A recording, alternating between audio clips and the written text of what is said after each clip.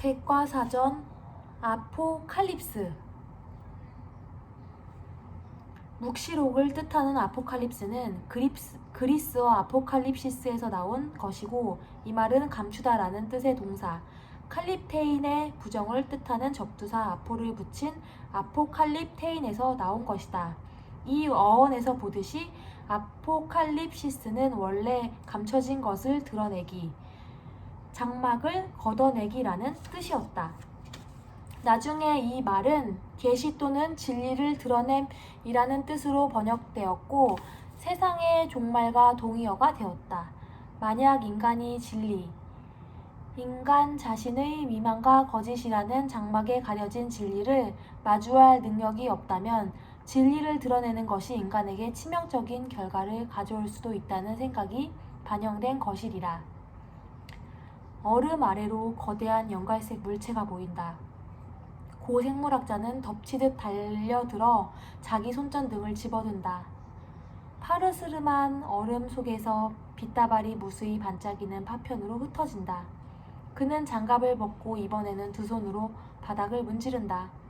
투명한 얼음 아래로 세월의 아득한 심연에서 나온 인간이 보인다.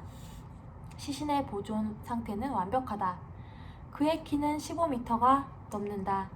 긴 백발에 수염을 길렀고 낡은 옷을 입은 차림이다. 바네사가 중얼거린다.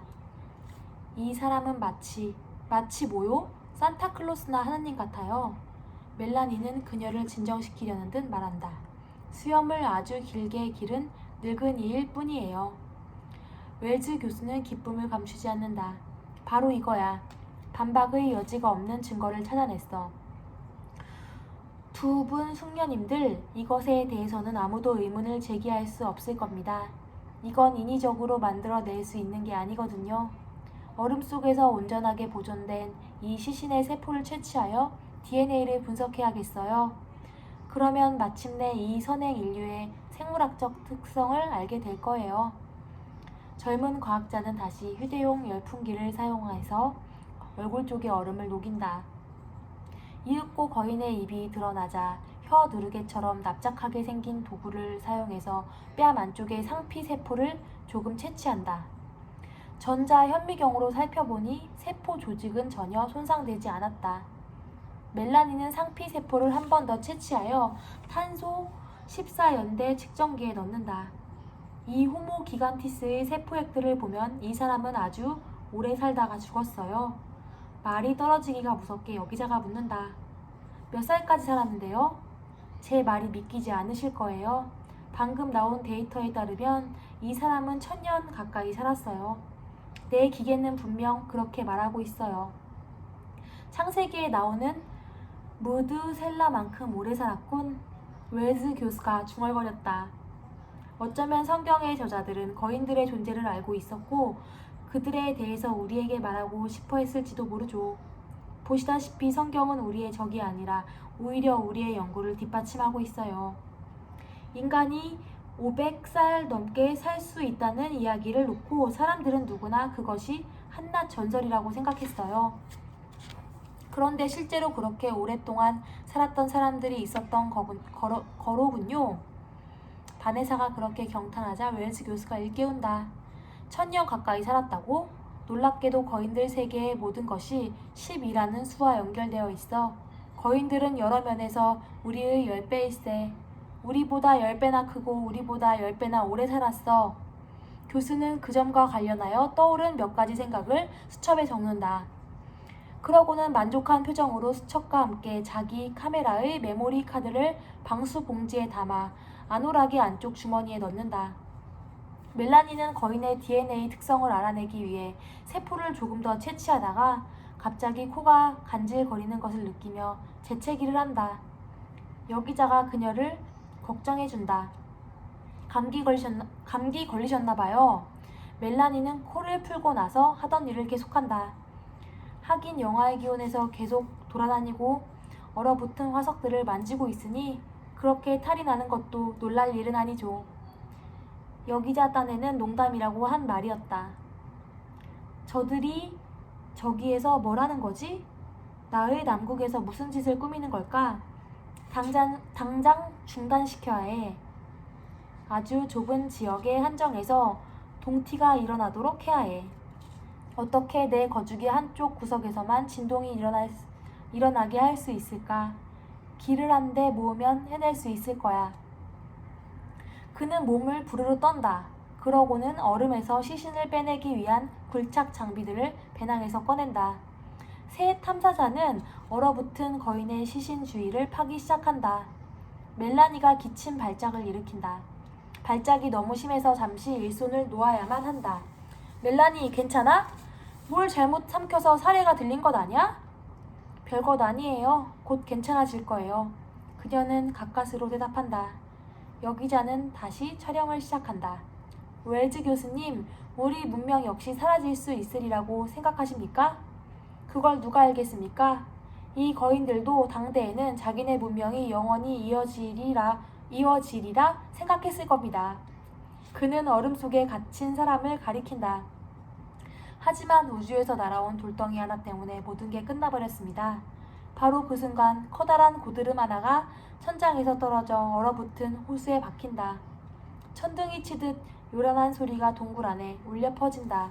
바닥이 흔들리기 시작한다. 주위 온도가 갑자기 올라간다. 새 탐사자는 자기들 주위로 쌩쌩 소리를 내며 빗발치는 투명한 창들을 피하기 위해 벽 쪽으로 냅다 뛰어간다. 바네사의 머릿속으로 불길한 생각이 스쳐간다. 고드름들이 괴물의 이빨처럼 느껴진다. 괴물이 입을 다물면서 자기들이 이빨에 눌려 으스러질 것만 같다. 그들은 바위에 바싹 기대어 몸을 웅크린다. 동굴의 한쪽 끄트머리에 있는 바위 틈에서 증기가 구름처럼 피어오른다. 열기 때문에 숨이 턱턱 막힌다. 웰즈 교수는 그 갑작스러운 현상을 이해하려고 애쓰면서 소리친다. 아주 가까운 곳에서 용암이 분출한 모양이야. 그 가정을 뒷받침하던 바위 틈에서 김이 모락거리는 당밀 같은 것이 솟구친다. 분출한 마그마가 얼어붙은 호수로 퍼져나가자 호수가 즉시 부글거린다. 불과 얼음이 뒤섞이고 기온이 계속 올라간다. 바네사가 동굴 안쪽을 가리키면서 소리친다. 저쪽으로 가요. 그녀가 가리킨 곳에는 벽감처럼 오목하게 들어간 자리가 있다. 불행 중 다행으로 일단 몸을 피할 수 있을 법하다. 그들은 다른 박질을 친다. 하지만 호수의 얼음판에 자꾸자꾸 금이 간다.